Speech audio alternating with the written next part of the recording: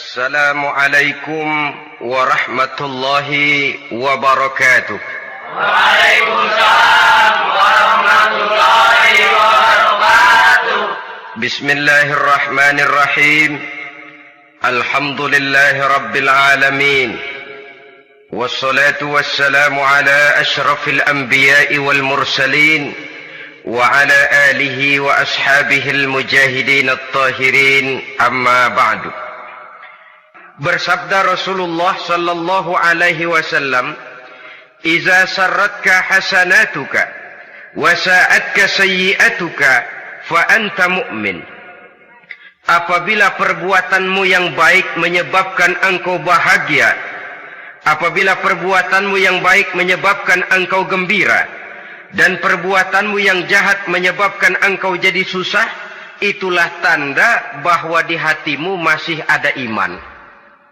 Artinya, belum tentu orang yang berbuat baik merasa bahagia dengan kebaikan yang dikerjakannya. Dan tidak selamanya orang yang berbuat jahat sanggup menyesali perbuatan jahatnya. Oleh karenanya, apabila iman masih ada, apabila hati masih hidup, perbuatan yang baik menyebabkan orang gembira, perbuatan yang jahat menyebabkan orang susah dan gelisah hatinya.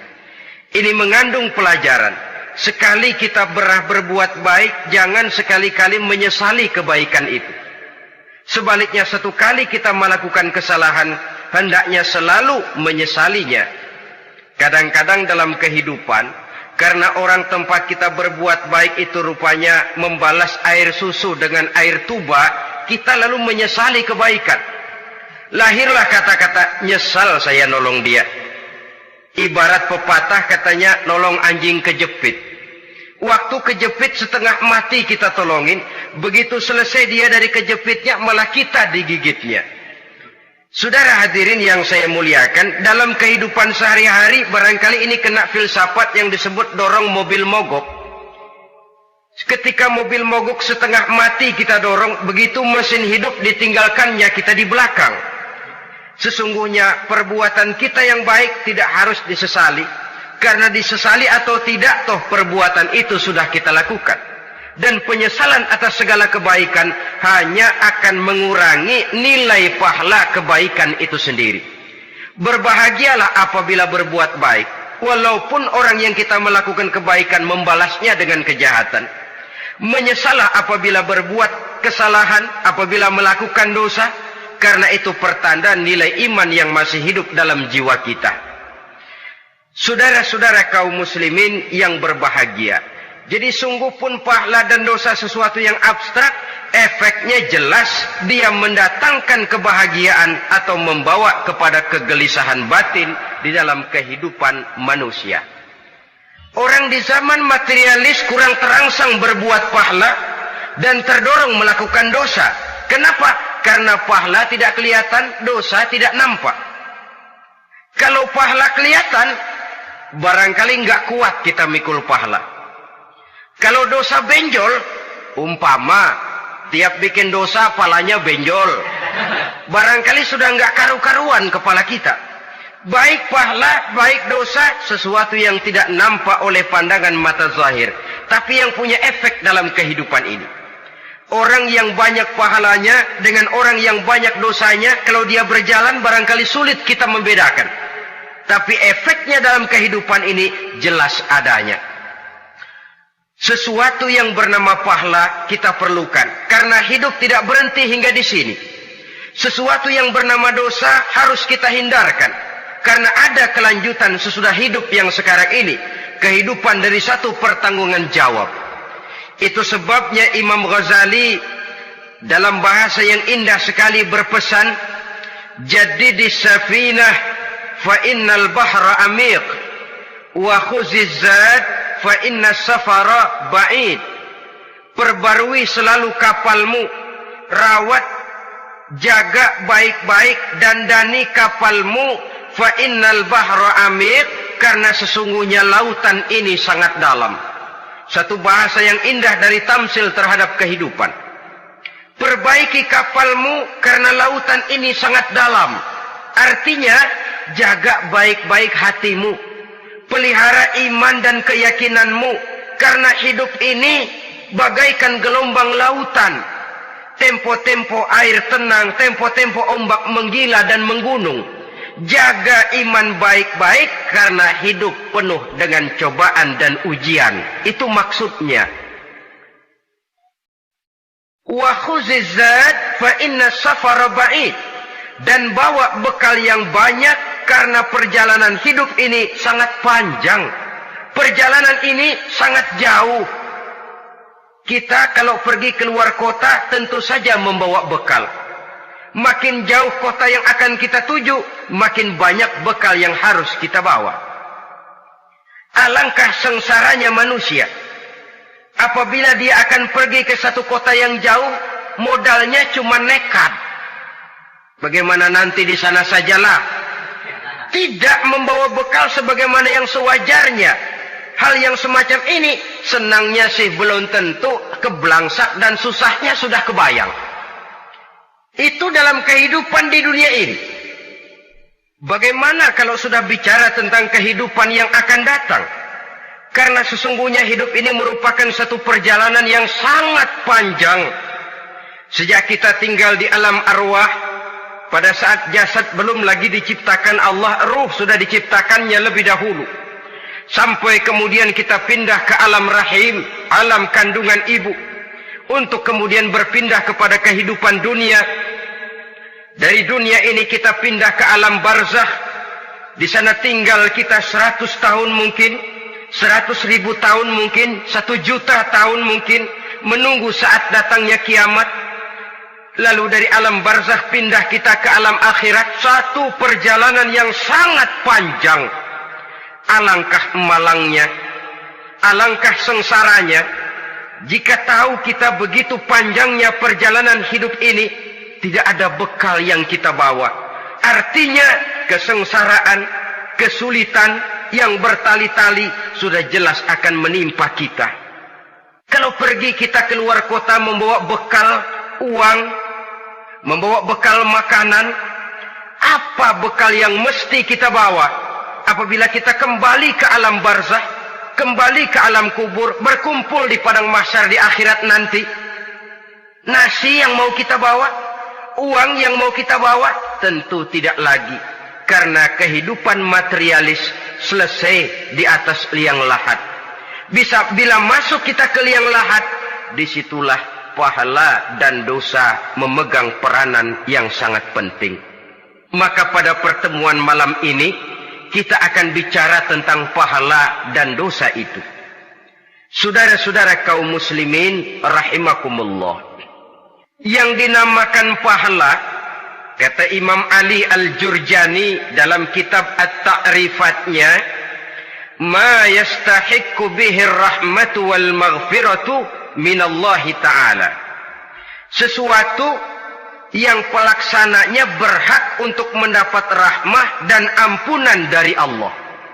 Dengan kata lain, nilai pahala adalah akibat dari perbuatan-perbuatan di dalam melaksanakan perintah dan anjuran yang ada di dalam kehidupan agama.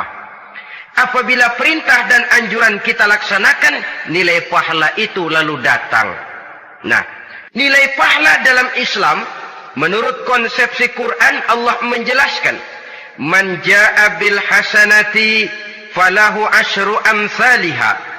Barang siapa yang datang membawa satu kebajikan, barang siapa yang melaksanakan satu kebaikan, maka dia akan mendapat balasan 10 kali dari kebaikan yang dikerjakannya. 10 kali ini pun masih dilipat gandakan dengan 7.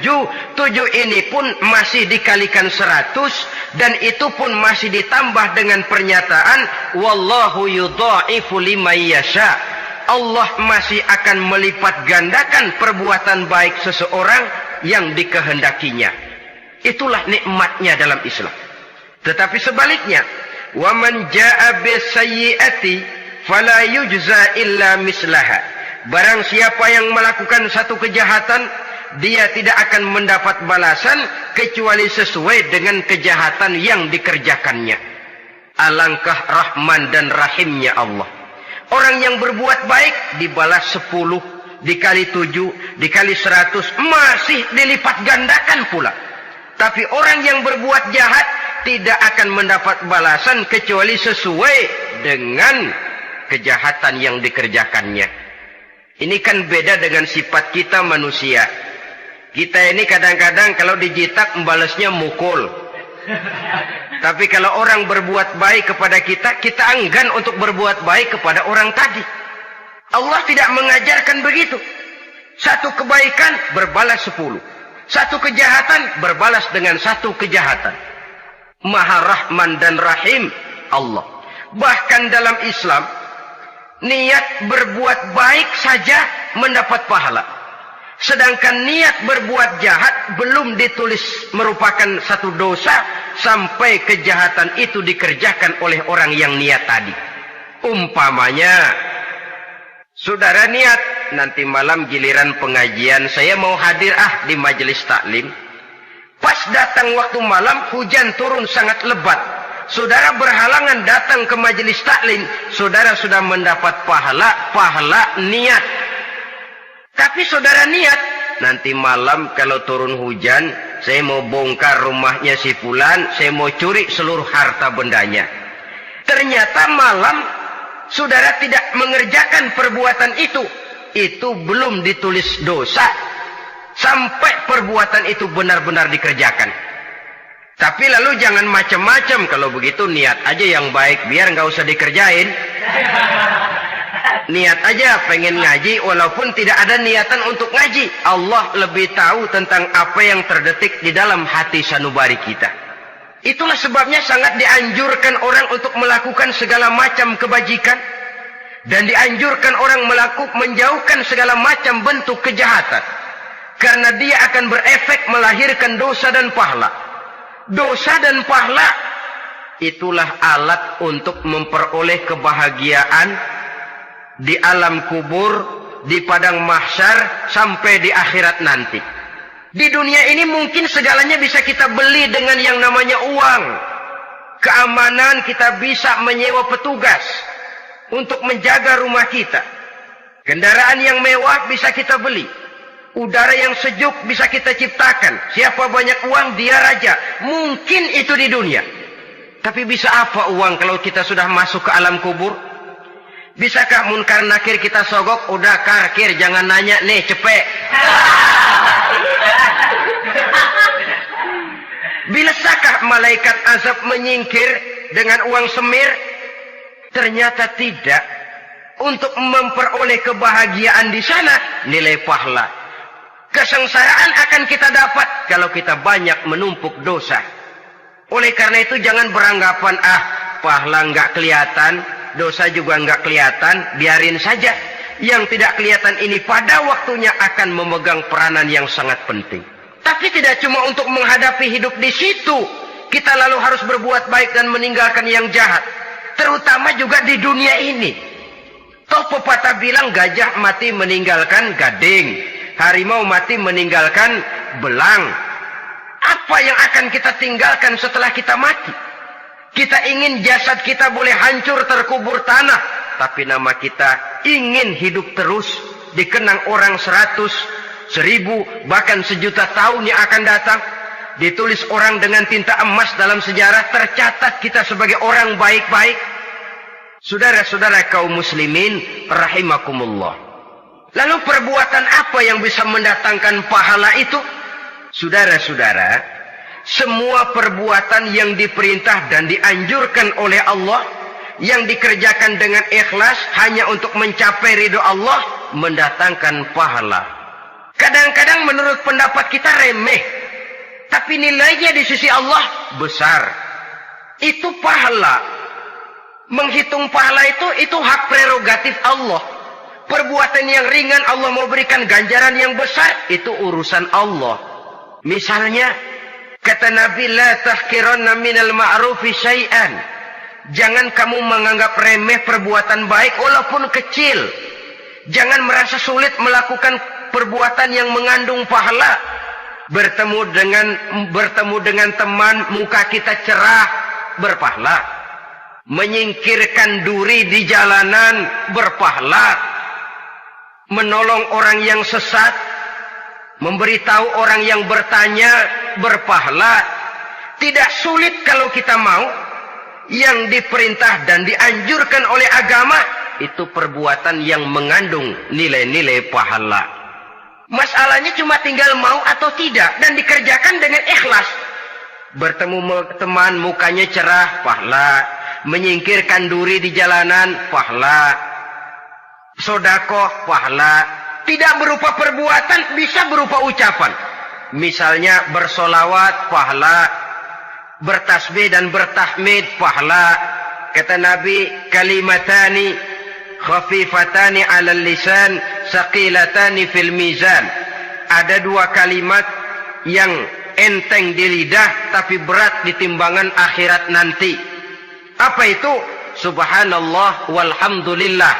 Itu kan amalan yang ringan, perbuatan yang mudah saja, tapi nilainya demikian besar dalam pandangan Allah.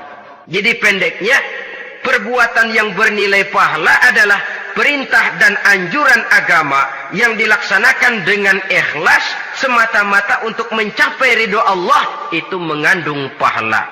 Niat dasarnya itu harus karena Allah. Landasannya harus karena ikhlas. Bukan cuma sekedar basa-basi, tidak karena ingin dipuji orang, tidak karena mengharap tanda jasa, tapi ikhlas semata-mata. Dari perbuatan yang paling kecil dan mudah sekali sampai kepada amalan-amalan yang besar dan memerlukan biaya yang besar, seperti melaksanakan ibadah haji, seperti jihad fi sabilillah, membangun masjid, membangun pondok-pondok pesantren, membangun pusat-pusat kesehatan, membangun jalan-jalan umum, termasuk menjaga keamanan.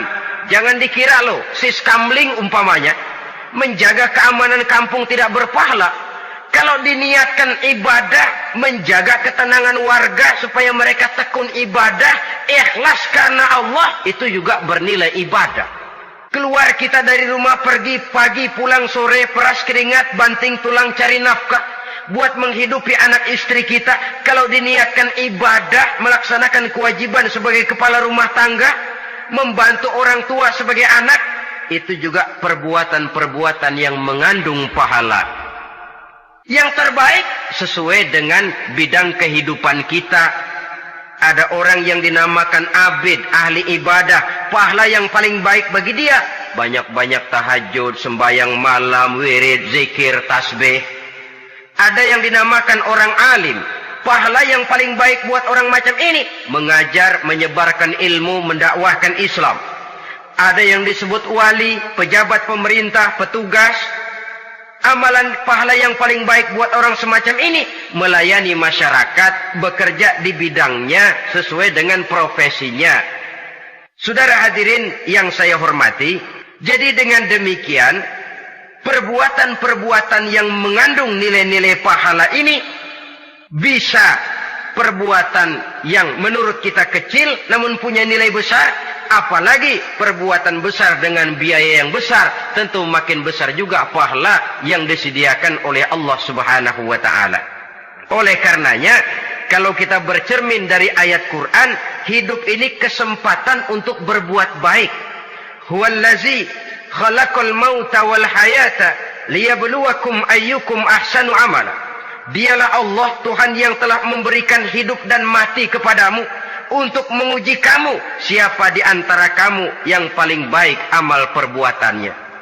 Jadi tidak saya rinci, tapi cukuplah satu penjelasan global. Perbuatan yang berpahala adalah perbuatan melaksanakan perintah Allah atau anjuran Allah dengan dasar ikhlas, dengan tujuan untuk mencapai ridho Allah semata-mata.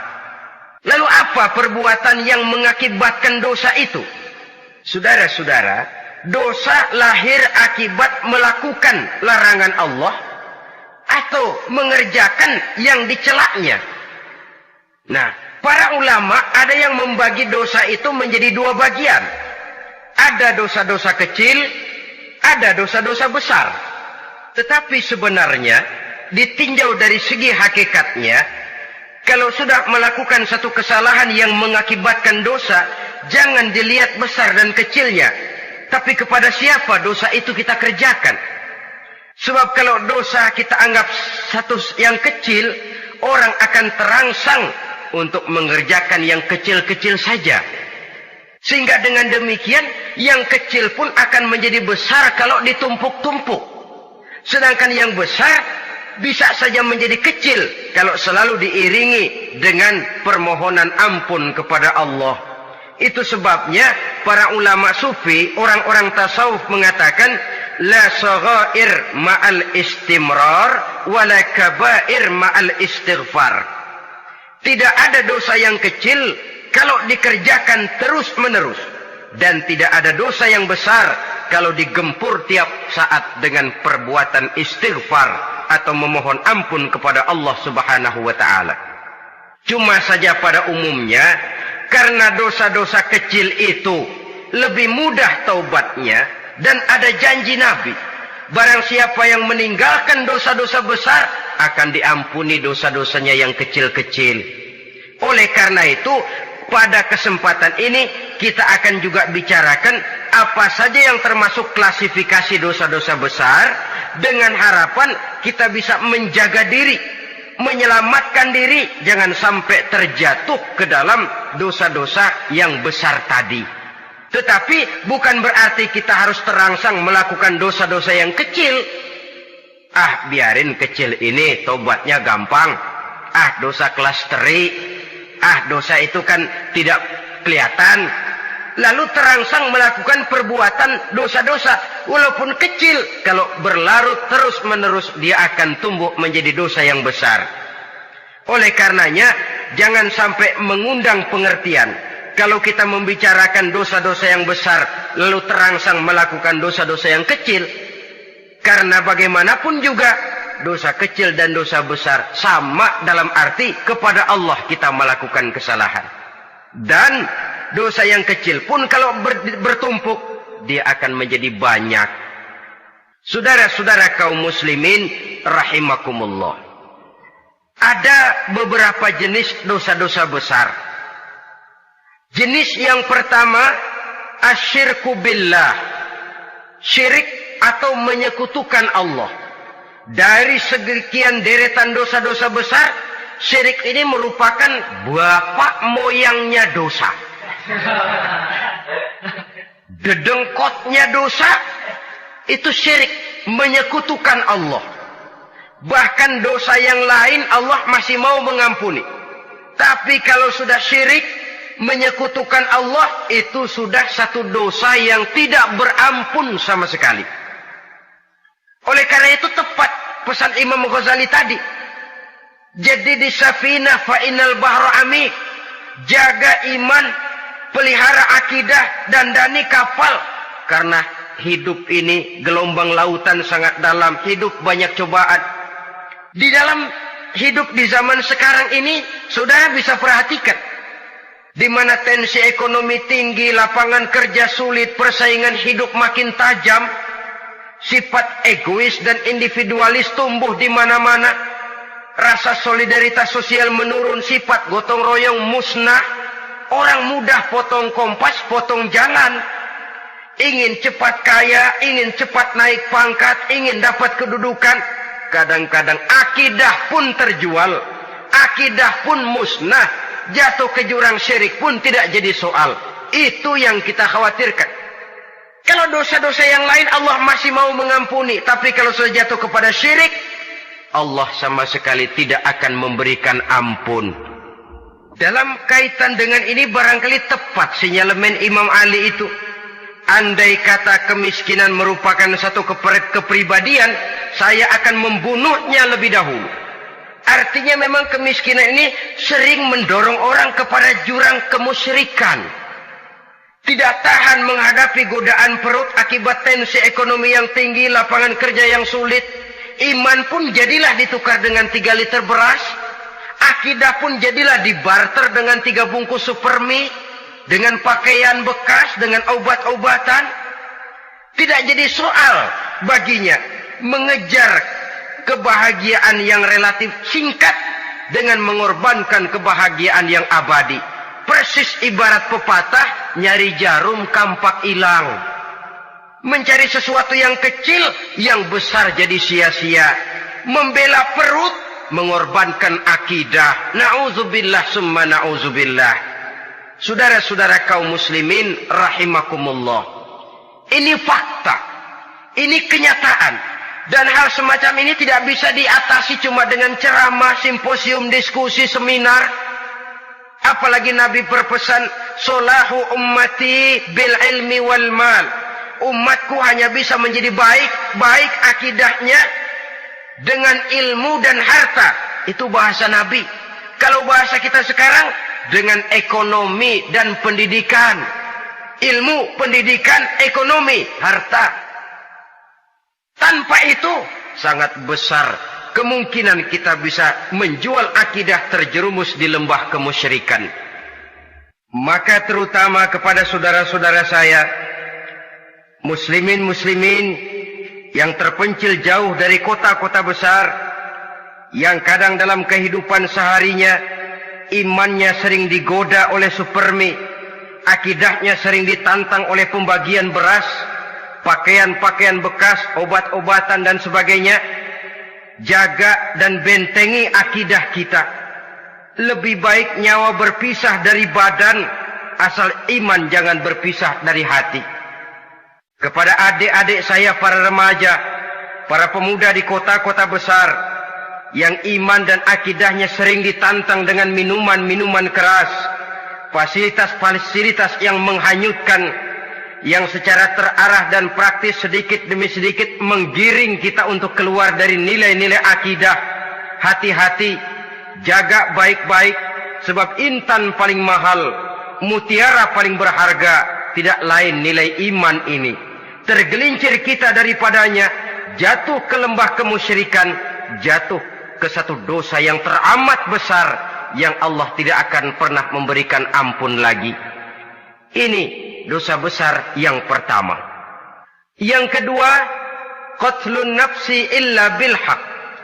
Membunuh orang tanpa alasan yang benar. Di zaman kesulitan ekonomi kadang-kadang orang mudah nekat. Tengok saja. Kadang-kadang karena pasal uang 100-200 perak saja nyawa bisa melayang. Kadang-kadang karena urusan yang remeh, salah omong, salah ambil, salah ucap, salah pegang, nyawa bisa jadi melayang. Alangkah murahnya nyawa, seakan-akan kita yang punya. Padahal nyawa itu hak milik Allah. Tidak pantas kita merampasnya, tidak pantas kita menghilangkannya dari jasad seseorang. Oleh karenanya, membunuh orang merupakan satu dosa yang sangat besar. Jangankan kepada orang yang seakidah, orang yang lain akidah saja pun, kalau dia hidup berdamai, rukun, berdampingan, kita harus melindungi. Apatah lagi teman seakidah sendiri. Saudara-saudara kaum muslimin rahimakumullah. Pantas kalau Nabi menyatakan, apabila dua orang Islam sudah saling berkelahi, berbunuh-bunuhan, al-qatil wal maqtul finnar. Yang membunuh dan yang dibunuh, dua-duanya sama-sama masuk neraka. Sahabat heran, ya Rasul, kalau yang membunuh masuk neraka sih wajar, tapi yang terbunuh kok neraka juga, kenapa? Kata Rasul, sebenarnya dia juga cuma sudah niat untuk membunuh, cuma keduluan saja. Andai kata dia tidak terbunuh, tentu dia yang akan membunuh. Saudara-saudara kaum muslimin rahimakumullah, Islam sesuai dengan namanya adalah agama damai. Kita tidak boleh mencari-cari musuh, walaupun tidak boleh lari kalau bertemu musuh. Oleh karenanya, pantang seorang muslim menimbulkan benih keonaran menjadi biang kerok buat lingkungannya. Sesuai dengan namanya, seorang muslim adalah seorang yang dalam hidup senantiasa berusaha menebarkan salam, menebarkan kedamaian, ketenangan dan ketentraman. Dengan prinsip, musuh jangan dicari, bertemu pun jangan lari. Yang ketiga, termasuk dalam kelompok dosa besar ini, syurbul khamr, meminum minuman keras. Termasuk di dalam kata khamr ini ganja, morfin, narkotik. Sebab apa? Jenis minuman semacam itu tidak hanya merusak keadaan sekarang, tapi sekaligus merusak kehidupan yang akan datang. Kalau itu jatuh di tangan generasi muda, artinya kan merusak kehidupan masa depan daripada suatu bangsa. Karena apa? Remaja dan pemuda merupakan bentuk miniatur daripada kehidupan bangsa. Akan bagaimana warna umat Islam di Indonesia. Bahkan akan bagaimana warna Indonesia 30, 40, 50 tahun yang akan datang. Remaja sekarang jawabannya. Kalau remaja kita sekarang ini kerjanya cuma bisa nyekek botol, insya Allah bangsa Indonesia 30-40 tahun yang akan datang akan tumbuh menjadi bangsa teler. Tidak banyak yang bisa kita harapkan. Remaja adalah gambaran masa depan dari satu bangsa, dari satu umat. Dan remaja itu di dalam dirinya secara fitrah terkumpul semua bakat, terdapat semua kemungkinan. Kita ini lahir membawa sifat pemimpin, tapi juga membawa sifat pengacau. Kita ini ada bakat jadi orang jujur, ada bakat jadi pengkhianat. Kita ini ada bakat menjadi orang baik-baik, kita juga punya bakat jadi biang kerok. Kita kemungkinan bisa jadi pemimpin bangsa, tapi juga bisa menjadi pemimpin bangsat. Nanti lingkungan dan pendidikan akan menumbuhkan, membentuk mana yang tumbuh lebih subur. Kalau lingkungan dan pendidikannya lebih banyak bercerita tentang kejujuran, maka nilai kejujuran yang akan tumbuh lebih banyak dalam jiwanya. Dan insya Allah diharapkan dia akan menjadi manusia yang jujur di kelak kemudian hari nanti. Dan masalah minuman keras ini sebenarnya berkait. Kita tidak bisa cuma menyalahkan remaja saja, menyalahkan pemuda saja. Karena bagaimanapun masalahnya kompleks. Menghancurkan sesuatu tanpa melihat kausalnya, tanpa melihat sebab akibatnya kan sama juga bohong. Kemungkinan karena broken home, kemungkinan karena pergaulan, kemungkinan karena kurang perhatian orang tua, kemungkinan karena akibat bacaan, tontonan, atau fasilitas berupa dibukanya pabrik-pabrik minuman keras, dijualnya minuman-minuman keras, di warung-warung yang remang-remang, yang memberikan kenikmatan, kebahagiaan, dan kebanggaan tersendiri, sehingga akhirnya orang terangsang untuk datang dan minum di sana. Pada dasarnya memang sepele, cuman minum, nggak ngerugiin orang lain kan? Iya, pada waktu minum. Tapi dikala sudah mabuk, out of control, apapun bisa kita lakukan. Yang kita ucapkan kita tidak sadari lagi, yang kita kerjakan tidak kita sadari lagi. Dikala itu segala macam kejahatan bukan sesuatu yang tidak mungkin untuk kita laksanakan. Nggak ngerugiin orang lain, memang pada saat mau minum. Tapi begitu minum, mabuk, kita bisa merugikan orang lain. Setidaknya merugikan diri sendiri. Pertumbuhan IQ menjadi lemah, semangat kehidupan hilang, gairah kerja menurun, kalau tidak ada sama sekali. Lalu apa? Apa yang bisa kita lakukan di dalam kehidupan? Dan akan lebih celaka kalau ini menimpa kehidupan generasi muda kita. Kadang-kadang yang ironi ya, kalau yang orang tuanya mampu barangkali masih tertolong. Tapi yang orang tuanya kondisi ekonomi lemah masih kepengen teler juga. Orang tuanya nggak mampu masih pengen mabuk. Dari ganja, morfin nggak dapat, akhirnya kaleng cet diisepin. Yang penting kan bisa teler. Mendatangkan satu kebahagiaan tersendiri. Itu sebabnya memang satu kejahatan menurut teori polisi ya, hanya bisa terjadi karena faktor N dan K. Niat dan kesempatan. Niat ada, kesempatan ada, jadi orang jahat.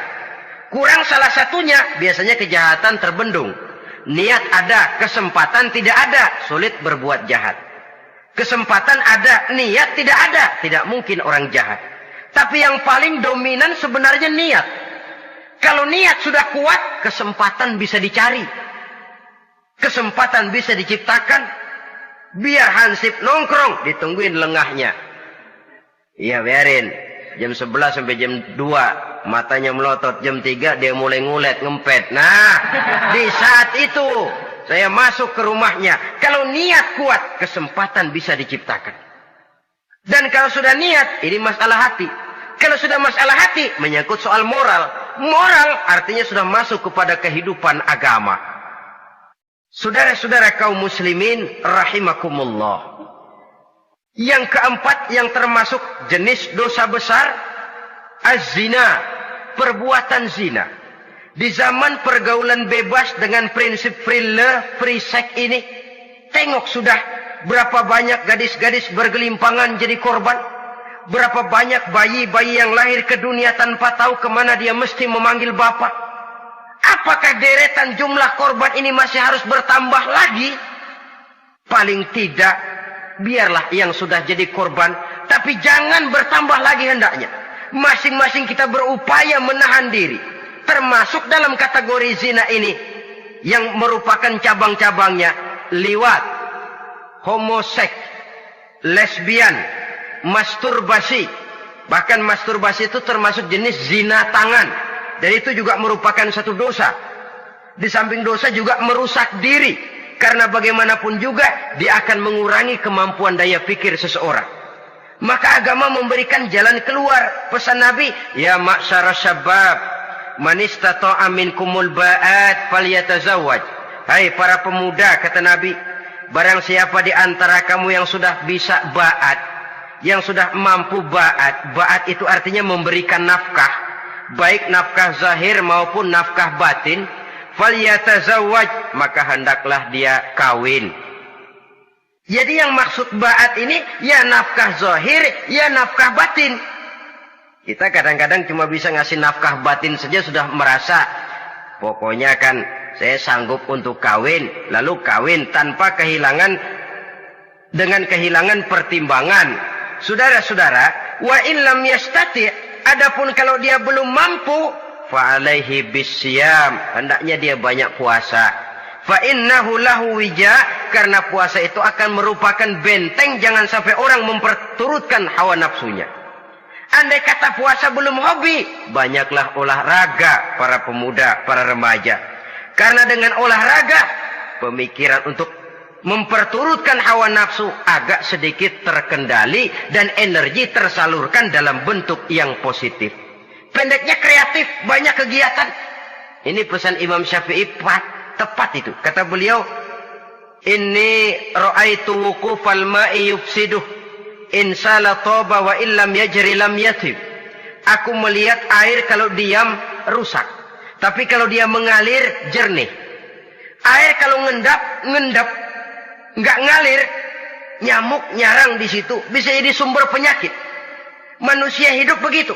Kalau nggak punya kegiatan, nggak kreatif, kerjanya cuma delohom, ayam-ayam, akhirnya jadi ngerusak. Ngomongin orang, Jano ngapa? Ano. Kebangetan nggak ngapa-ngapain, orang aja dipontenin. Orang diomongin, lahirlah namimah, lahirlah ghibah. Saudara-saudara, air itu kalau ngendap ada aja yang nyarang. Tapi kalau dia ngalir, orang ada kesibukan, insya Allah dia tidak akan jatuh kepada sesuatu yang bisa mengundang dosa. Isilah waktu dengan hal-hal yang bermanfaat. Karena hidup ini singkat dan tidak berjalan mundur ke belakang. Mundur hancur, berhenti diinjak orang. Sekali melangkah, jangan surut mundur ke belakang. Homoseks, terlepas dari penyakit kejiwaan. Sekarang ini kan sudah ada persatuan kaum gay katanya. Meminta perlakuan yang sama dan agar dibolehkan kawin sesama mereka. Secara manusiawi boleh, secara manusiawi kita hargai mereka. Tapi dari kacamata agama, ini jelas merupakan penyimpangan. Dan penyimpangan merupakan suatu dosa. Terlepas dari pertimbangan manusiawi. Jangan karena terlalu memperturutkan suara manusiawi, lalu kita mengesampingkan agama. Termasuk lesbian, wadon karo wadon. Nah, kalau homo itu kan lanang karo lanang katanya. Saudara-saudara kaum muslimin rahimakumullah, ini bukan penyakit baru. Liwat, homoseks sudah dikenal dari zamannya Nabi Lut. Laki dengan laki. Lesbian dari zaman istrinya Nabi Lut. Terlepas dari penyakit kejiwaan, dari segi agama, ini merupakan penyimpangan dan merupakan dosa yang besar. Yang kelima, yang termasuk jajaran dosa kelas kakap, qazful mu'minina wal mu'minat, menuduh orang mukmin yang baik-baik, laki atau perempuan, melakukan perbuatan zina sehingga hancur namanya di masyarakat. Ini merupakan satu perbuatan dosa yang sangat besar dan sangat dimurkai oleh Allah. Saudara-saudara kaum muslimin rahimakumullah, oleh sebab itu tentang masalah ini, kalau memang tidak ada saksi, jangan sembarang kita enteng lidah menuduh orang lain berbuat zina, menuduh orang lain berbuat serong. Dosanya kelewat besar di dalam kehidupan. Karena apa?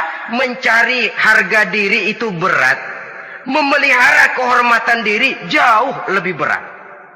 Satu kali orang dihancurkan namanya di masyarakat, dia akan terisolir jadinya. Oleh karenanya, berlindung kita kepada Allah, jangan sampailah dihinggapi oleh sifat ini. Karena sentimen kita kepada seseorang, karena hasad kita kepada seseorang, tidak senang melihat orang lain lebih maju, lalu lidah ini seenaknya saja mengucapkan kata. Padahal sanksi dan resikonya sangat besar. Yang kita tuduh barangkali mendapat pahala dari Allah. Kita sendiri yang menuduh tanpa saksi, tanpa alasan yang benar, mendapat dosa yang sangat besar. Saudara-saudara, memang kadang-kadang aneh dalam hidup ini. Seorang pelacur biasanya bisa menjaga mulutnya di masyarakat, kata-katanya baik, sopan. Kenapa? Karena mulut yang satu sudah tidak terjaga.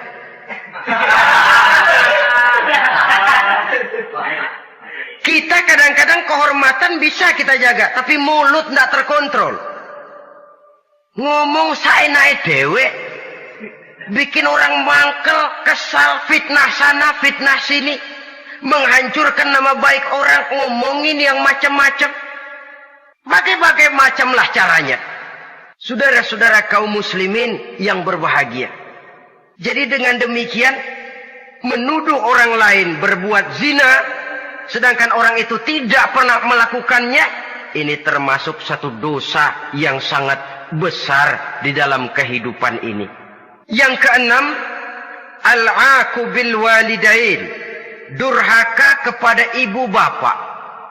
Seorang anak, bagaimanapun banyak nilai ibadahnya, banyak kebaikan di masyarakat, menyandang berbagai macam gelar, pangkat dan jabatannya tinggi, tapi kalau sudah durhaka kepada kedua orang tuanya, alamat hidup tidak lagi membawa keberkahan.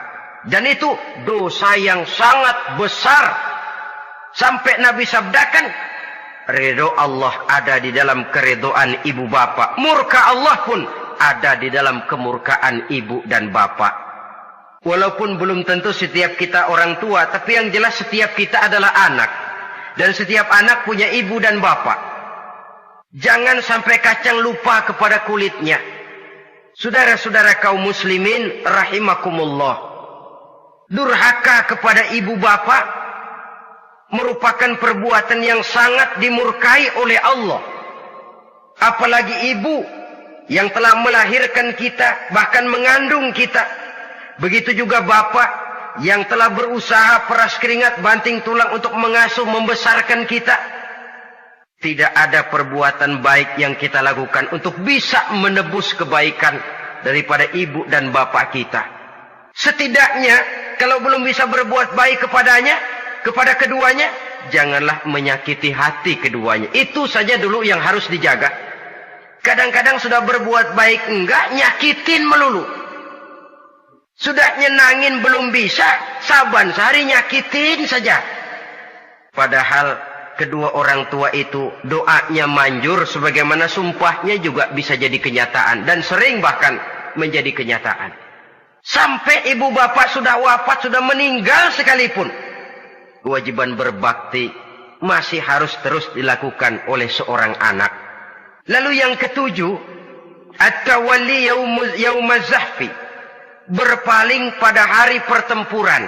Orang sedang sibuk-sibuk menghadapi musuh, maksudnya berjuang membela agama ini, dia lari menyelamatkan diri. Pengecut, mental munafik. Ayo, kalau demi agama, mari kita maju ke depan. Allahu Akbar. Yang besar Allah, yang lain kecil semua. Maju. Orang lain maju serentak, dia mundur jauh ke belakang. Mental munafik, mental calo istilah sekarang ini. Oh, itu calo, mental calo. Tuhan gedek banget itu. Coba ya, calo itu paling sibuk nyuruh penumpang naik. Tapi sementara penumpang naik sampai ke tempat tujuan masing-masing, calonya nggak kemana-mana, diem aja di situ. Cuma orang aja disuruh naik. Saudara-saudara, kerja bakti, orang turun ke comberan, dia naik ke tempat tidur. Mundur di hari pertempuran, menyebabkan orang lain gugur, dia sendiri menyelamatkan diri. Mental pengecut, mental munafik, itu merupakan dosa yang sangat besar.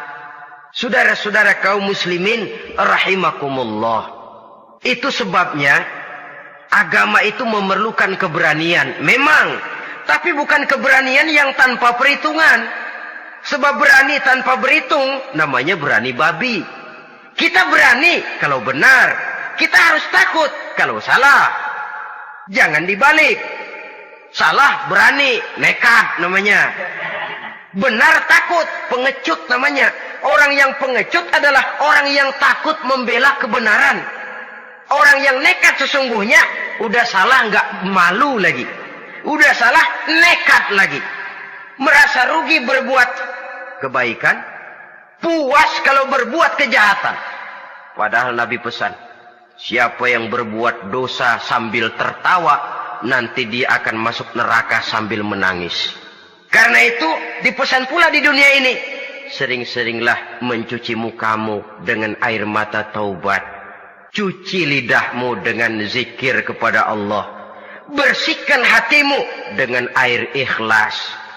Saudara-saudara kaum muslimin rahimakumullah. Kan ada toh orang berbuat baik nggak gembira. Tapi berbuat jahat malah puas. Atau sama saja orang lain berbuat baik, hatinya kesel. Orang lain berbuat jahat, dia malah mendukung. Atau orang lain tergelincir berbuat jahat, dia malah girang. Ini kan tidak objektif. Karena yang berbuat baik, orang yang dia keselin, dia nggak seneng. Tetapi karena yang berbuat jahat, orang yang dia senengin, dibenerin juga. Itu nggak objektif namanya. Mundur di hari pertempuran pada saat saudara-saudara kita sedang menghadapi musuh, sikap pengecut yang sangat dibenci Allah.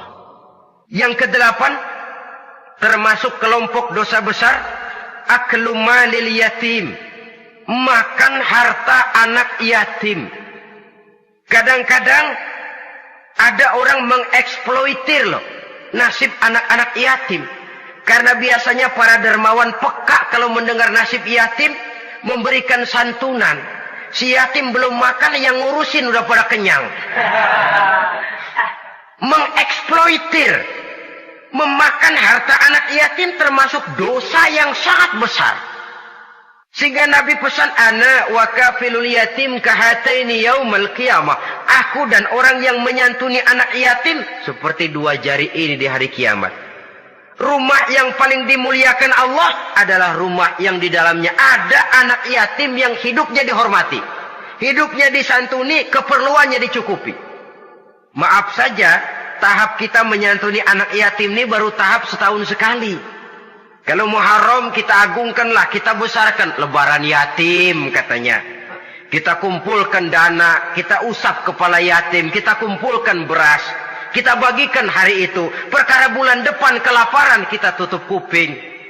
Perkara bulan berikutnya dia kelaparan, kita masa bodoh. Bahwa di bulan Muharram kita santuni yatim piatu itu sudah baik. Tapi akan lebih baik lagi kalau kita sanggup menjadi bapak asuh mereka, memikirkan sekolah mereka, ada kontinuitas. Kalau mereka diasuh oleh orang lain, lalu bertukar agamanya, berpindah akidahnya, kita ngomel habis-habisan. Tapi kita ada kemampuan, kita tidak mau berbuat semacam itu. Ya sama juga bohong namanya. Saudara-saudara kaum muslimin rahimakumullah. Orang yang menyantuni yatim mendapat pahala besar. Tapi orang yang mengkorup harta anak yatim, dosanya juga sangat besar. Berhati-hatilah kalau kita diberikan kepercayaan oleh masyarakat untuk mengurus anak-anak yatim. Karena pahalanya besar, resikonya juga besar. Yang kesembilan, syahadatuz zur, sumpah palsu. Sebab sumpah palsu ini menggunakan nama Allah untuk sesuatu yang tidak benar. Nama kita saja dibawa untuk yang tidak benar, kita jengkel. Nama kita dipalsukan untuk sesuatu yang tidak baik, kita kadang-kadang jengkel, tidak puas jengkel, menuntut melalui saluran hukum. Kenapa? Nama saya dicatut. Bagaimana lagi kalau nama Allah kita pakai untuk bersumpah, sumpahnya palsu, menguntungkan kita, merugikan orang lain, Allah murka betul. Maka sumpah palsu termasuk deretan dosa-dosa besar. Apalagi yang ke-10, aklur riba, makan riba alias renten. Ini kan yang cepat mendatangkan uang. Kadang-kadang kalau yang bikin riba itu orang awam barangkali, ya masih kita maklumi. Kadang-kadang penyakit ini datang menimpa mereka juga yang kita kenal kebaikannya. Bahkan suka datang ke musola, rajin ke masjid kadang-kadang. Riba masih dimakannya. Karena ini cara cari duit paling enak. Duit utuh tambahnya terus masuk. Na'udzubillah summa na'udzubillah. Itu yang diibaratkan dalam perjalanan Mi'raj waktu Nabi diperlihatkan neraka. Orang perutnya sebesar rumah dililit ular. Diseret-seret itu hancur perutnya. Dibulatkan lagi, diseret lagi, hancur lagi. Dibulatkan lagi, terus menerus begitu. Dia berteriak, mengerang, mengeluh, mengaduh kesakitan. Nabi tanya, itu apa Jibril? Itu contoh dari umatmu yang suka makan riba Muhammad. Makan renten. Saudara-saudara, ini kan mencekik leher orang. Orang sedang kesulitan. Kelihatannya sih baik, menolong. Tapi di belakang menolong itu nyekek. Di belakang nolong itu nyekek. Dan nyekek itu sebenarnya tujuan utamanya. Orang yang menjalankan riba pada dasarnya tidak punya perikman kemanusiaan kok. Kalau dia kelihatannya mau menolong, kelihatannya motifnya mencari untung di belakang itu. Jauh dari kemanusiaan.